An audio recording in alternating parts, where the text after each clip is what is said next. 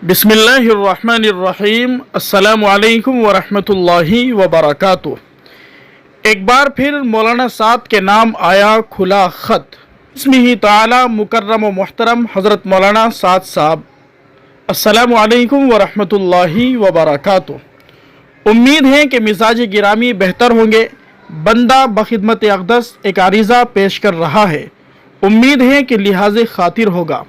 क़ाल अल्लाहु तबारक व तआला वज़क्किर फ़इन्नज़्ज़िक्रा तनफ़उल मुमिनीन वक़ाल या अय्युहल्लज़ीना आमनुत्तक़ुल्लाह वकूनू मअस्सादिक़ीन वक़ाल रसूलुल्लाह सल्लल्लाहु अलैहि वसल्लम अद्दीनुन नसीहा। जनाब की नसबी और रूहानी निस्बत बानी दावत व तबलीग हज़रत मौलाना इलियास साहब नव्वरल्लाहु मरक़दहू से है। हज़रत मौलाना जिस्मानी एतबार से लाग़र और कमज़ोर थे, मगर रूहानी और ईमानी एतबार से इस कदर कवी और आली थे, इसका अंदाज़ा आलमगीर दावत व तबलीग तहरीक से लगाया जा सकता है। एक सदी पूरी नहीं हुई मगर पूरे आलम में बिफ़ज़लिही ताला दीनी इनक़िलाब बर्पा हो गया और हर जगह दीन इस्लाम पर चलने के लिए बेहतरीन माहौल की बुनियाद पड़ गई।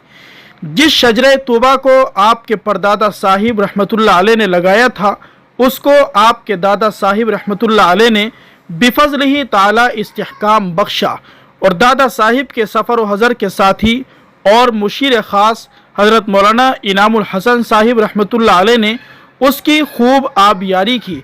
बारी ताला ने इस शजरे तूबा की शाखें पूरे आलम में फैलाई। दुआ है कि आपके ज़रिए काम में एतदाल और तरक्की हो और काम करने वालों में इत्तिहाद और इत्तिफाक बहाल हो। आपकी खिदमत में इख्तिसार के साथ अर्ज़ है कि आपके परदादा साहिब रहमतुल्लाह अलैह ने अपने ज़माने के अहले इल्म व ज़िक्र व फ़िक्र बुज़ुर्गों की गैर मामूली सोहबत पाई। हज़रत गंगोही रहमतुल्लाह अलैह की खिदमत में 10 साल रहे और हज़रत शेखुल हिंद रहमतुल्लाह अलैह, मुहद्दिस असर हज़रत मौलाना खलील अहमद सहारनपुरी रहमतुल्लाह अलैह, हज़रत मौलाना रायपुरी रहमतुल्लाह अलैह, हज़रत मदनी रहमतुल्लाह अलैह और हकीमुल उम्मत हज़रत मौलाना अशरफ अली थानवी रहमतुल्लाह अलैह से खुसूसी ताल्लुक़ रहा। ताहम आखिरी उम्र में हज़रत बहुत डरते और रोते रहते थे कि मेरा काम तो चल पड़ा है, कहीं ये मेरे लिए इस्तिदराज ना हो। आपके दादा हज़रत मौलाना यूसुफ साहब रहमतुल्लाह अलैह ने बचपन ही से हज़रत मौलाना खलील अहमद सहारनपुरी रहमतुल्लाह अलैह, हज़रत रायपुरी रहमतुल्लाह अलैह, हज़रत मदनी रहमतुल्लाह अलैह, हज़रत शेखुल हदीस रहमतुल्लाह अलैह की शफ़क़तें पाई और ताहयात हज़रत शेखुल हदीस की सरपरस्ती में काम करते रहे। और हज़रत को आखिरी उम्र में सबसे ज़्यादा फ़िक्र थी कि उम्मत का शिराज़ा बिखर ना जाए। सफ़र आखरत से 1-2 दिन पहले आखिरी बयान जो लाहौर में हुआ वो इस फ़िक्र का शाहिद है। हज़रत मौलाना इनामुल हसन साहिब रहमतुल्लाह अलैह ने तवील अरसा तकरीबन 15 साल हज़रत मौलाना इलियास रहमतुल्लाह अलैह की खिदमत में गुजारा है और हज़रत मौलाना ने वफ़ात से 1-2 दिन पहले हज़रत मौलाना इनामुल हसन साहिब रहमतुल्लाह अलैह का ज़िक्र अपने मोतमद आले लोगों में फ़रमाया, बल्कि अपनी नयाबत के लिए जिन हज़रात के नाम पेश किए उनमें भी हज़रत मौलाना का नाम है। इसी तरह एक अरसे हज़रत शेख की खिदमत में गुजारा। इसके बाद ताहयात शेख हज़रत शेखुल हदीस की सरपरस्ती में काम करते रहे। हर साल 2-3 दिन के लिए हज़रत शेख की खिदमत में हाज़िरी का मामूल रहा।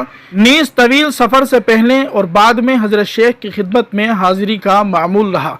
हज़रत वाला इन 3 बुज़ुर्गों को अपने ज़माने के उलमाए रब्बानियीन और मशाइख़ इज़ाम का एतमाद हासिल रहा।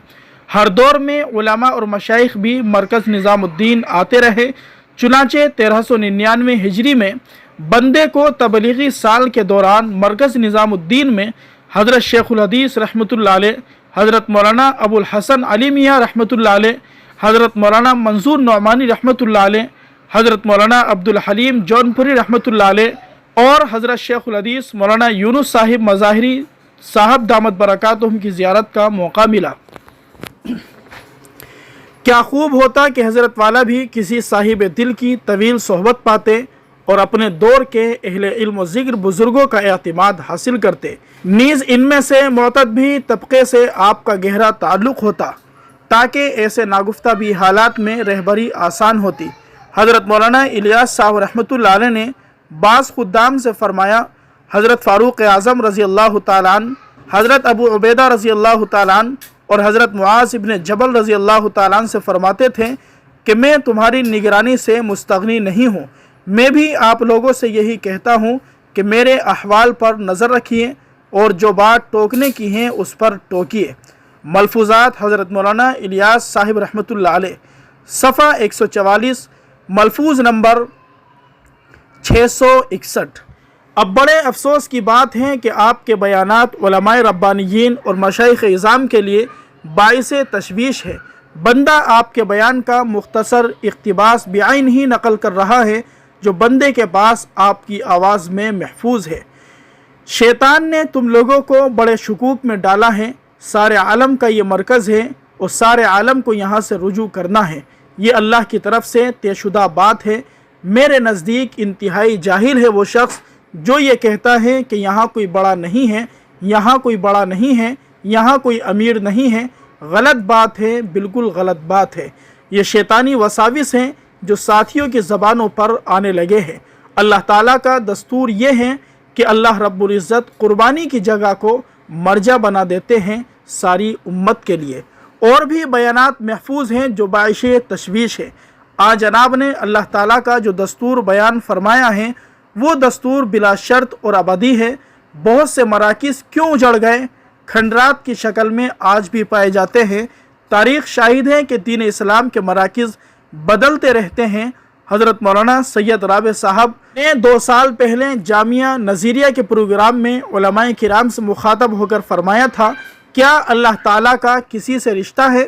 جب ہم کام صحیح نہیں کریں گے تو ہم کو ہٹا دیں گے، دوسرے لوگوں سے اللہ تعالیٰ اپنا کام لیں گے۔ حضرت والا سے مؤدبانہ استفسار ہے کہ آپ کی عمارت کا پس منظر کیا ہے؟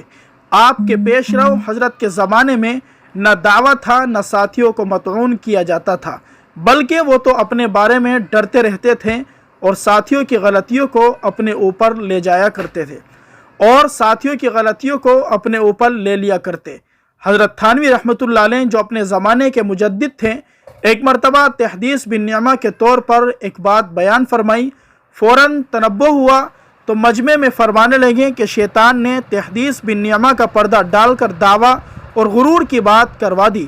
مجمع میں اعلانیہ معافی مانگی اور کافی دیر تک استغفار کرتے رہے۔ کہیں ایسا نہ ہو کہ جو خطرہ حضرت مولانا الیاس رحمۃ اللہ علیہ اپنے آخری دور میں محسوس کر رہے تھے کہ کہیں میرا یہ کام عوام کے ہاتھ میں نہ چلا جائے، اعتدال سے ہٹ جائے اور کام خراب ہو جائے اور آخرت میں میری پکڑ ہو۔ آج وہی خطرہ واقع بن گیا ہے۔ عوام تو عوام ہیں، بعض خواص سمجھے جانے والے بھی اعتدال سے ہٹ رہے ہیں۔ پھر مرکز نظام الدین بنگلے والی مسجد میں بھی اعتدال نہ رہے تو اس کے علاوہ اور کیا کہا جا سکتا ہے کہ چونکہ کفرس کعبہ برخیز کجا ماند مسلمانی۔ قرآن کریم کی وضاحت کے مطابق مقصد بعثت 3 ہے: دعوت اللہ، تزکیہ نفس، تعلیم کتاب و حکمت۔ یہ تینوں مقاصد ہر زمانے میں مخصوص طریقے پر رائج رہے ہیں۔ دعوت اللہ کا موجودہ طریقہ ملہم من اللہ اور مؤید من اللہ ہے۔ اس کی افادیت اظہر من الشمس ہے، مگر 3 مقاصد میں سے کسی ایک کو بڑھانا، دوسروں کو گھٹانا، یہ افراط اور غلو فی الدین ہے۔ قرآن شریف میں فرمایا گیا، لا تغلو فی دینکم۔ کسی بھی تحریک کے انحطاط اور زوال کے لیے اتنا کافی ہے کہ غلو و تفریط سے کام لیا جائے۔ اس لیے سورہ ہود کی آیت کریمہ فاستقم کما امرتا بہت اہمیت کی حامل ہے۔ اس قدر عالی و عالمی کام کے مقتدا کے لیے نہایت ضروری ہے کہ اہل اللہ کی طویل صحبت پائی ہو، قرآن اور حدیث کے علوم پر عبور ہو، علمی رسوخ حاصل ہو، نیز سیرت پاک، سیر صحابہ کے تمام پہلوؤں پر خاصی نظر ہو، تاریخ اسلام سے بھی واقفیت ہو۔ اس کے بغیر کسی کام میں انہماک آدمی کو اعتدال سے ہٹا کر اپنے مقصد کو ثابت کرنے کے لیے تفسیر بالرائے، غلط تعویلات اور اجتہاد خام پر مجبور کرتا ہے۔ آج اسی بات پر اہل علم و ذکر کو نہایت تشویش ہے اور ایسا محسوس ہو رہا ہے کہ یہ کام عوام کے ہاتھوں میں جا رہا ہے۔ اللہ تعالیٰ ہی اس کام کا محافظ ہے۔ اس وقت اعتدال، علمی رسوخ اور باطنی صفات کی ضرورت ہے۔ محققین نے لکھا ہے کہ ظاہر بے باطن نفاق ہیں اور باطن بغیر ظاہری شریعت کے زندقہ ہے، آج یہ خطرہ محسوس کیا جا رہا ہے کہ یہ کام علماء ربانیین کی سرپرستی میں نہ رہا اور سنت و شریعت سے ہٹ گیا تو یہ تحریک گمراہی کا پیش خیمہ بن سکتی ہے، جیسا کہ ماضی میں ہو چکا ہے۔ حضرت مولانا سید ابو الحسن علی ندوی رحمۃ اللہ علیہ نے تاریخ دعوت و عزیمت کی جلد 4 میں تحریر فرمایا ہے، جس کا حاصل یہ ہے کہ محمد بن یوسف جون پوری کے غلو نے مہدوی فرقے کو جنم دیا اور 10ویں صدی کے وسط تک اس جماعت کے اثرات ہندوستان اور افغانستان پر قائم رہے۔ 10ویں صدی کے آخر میں مہدویت کی تحریک میں نمایاں ضعف پیدا ہوا جب اس عہد کے علماء راسخین جو کتاب و سنت پر گہری نظر رکھتے تھے، خصوصاً اس عہد کے سب سے بڑے عالم حدیث اور سنت علامہ محمد بن طاہر پٹنی نے اس کی تردید کا بیڑا اٹھایا۔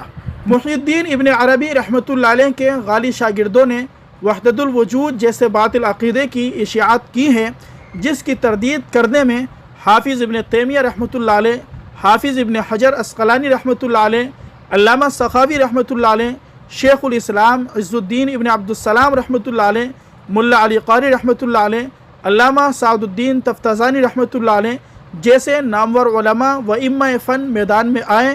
نیز حضرت مولانا ابو الحسن ندوی رحمۃ اللہ علیہ نے یہ بھی لکھا ہے کہ مثل مشہور ہیں کہ جس گھر میں ہاتھی کی ہڈی ہوتی ہے اس میں دیمک نہیں لگتی، طویل عرصے کے بعد دیکھا گیا تو اسی ہڈی پر ہی دیمک لگ چکی تھی۔ صد افسوس کہ 1 صدی بھی پوری نہیں ہوئی کہ یہ عالی اور عالمی کام اختلاف اور انتشار، بے اعتمادی اور بے اعتدالی کی نظر ہونے لگا اور ناگفتہ بھی حالات بہت سے صوبوں میں بلکہ مرکز نظام الدین میں رونما ہوئے، جو ملت اسلامیہ کے لیے باعث عار و شرم ہے۔ اگر اس پر توجہ نہ دی گئی اور رجوع اللہ تواضع سے کام نہ لیا گیا تو اور بھی خطرات درپیش ہے، جس کو اہل بصیرت محسوس کر رہے ہیں۔ باری تعالیٰ آپ کی، کام کی اور کام کرنے والوں کی حفاظت فرمائیں، آمین ثم آمین۔ آپ ابن کریم ہیں، آپ سے یہ توقع کی جا سکتی ہے کہ راہ اعتدال قائم ہو اور اہل دل اکابر کی سرپرستی میں صدیوں تک یہ کام چلتا رہے۔ ان اريد الا الاصلاح ما استطعت وما توفیقی الا باللہ وما علینا الا البلاغ۔ محمد یاسین مظاہری۔ محترم سامعین کرام، یہ کھلا خط ہے حضرت مولانا سعد کاندھلوی دامت برکاتہم کے نام، جو حضرت مولانا محمد یاسین مظاہری دامت برکاتہم کی جانب سے پیش کیا گیا، جس کا خلاصہ یہ ہے کہ حضرت مولانا سعد کاندھلوی دامت برکاتہم کو علماء کی صحبت اختیار کرنی چاہیے، جو علماء ربانیین ہیں، علماء راسخین ہیں، جو علم و فن میں مہارت رکھتے ہیں۔ دعا کیجیے اللہ تبارک و تعالی تبلیغی جماعت کی حفاظت فرمائیں، مرکز نظام الدین کی حفاظت فرمائیں۔ حضرت مولانا سعد کاندھلوی دامت برکاتہم کو اللہ تبارک و تعالی جلد از جلد رجوع کرنے کی توفیق نصیب فرمائے، راہ اعتدال پر چلنے کی توفیق نصیب فرمائے۔